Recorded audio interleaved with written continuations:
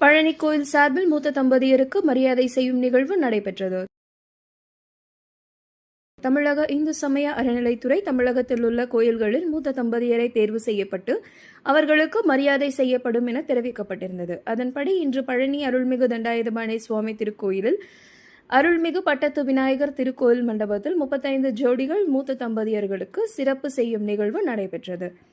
நிகழ்ச்சிக்கு பழனி கோயில் இணை ஆணையர் மாரிமுத்து தலைமை வகித்தார். துணை ஆணையர் வெங்கடேஷ் முன்னிலை வகித்தார். மூத்த தம்பதியருக்கு மலர் மாலை அணிவித்து வேட்டி, சேலை, வளையல், பல வகைகள் மங்கள பொருட்கள் வழங்கப்பட்டது. தொடர்ந்து அனைவருக்கும் அக்ஷதை வழங்கப்பட்டது. பின்னர் மேளதாளம் முழங்க வந்திருந்த மூத்த தம்பதியரது வாரிசுகள், திருக்கோவில் அதிகாரிகள், பொதுமக்கள் என அனைவரும் மூத்த தம்பதியினரிடம் ஆசி பெற்றுக் கொண்டனர்.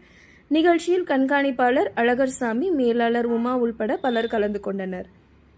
ஞாயிற்றுக்கிழமை மதியம் 1:30 மணியளவில் கிடைக்கப்பெற்ற தகவல்.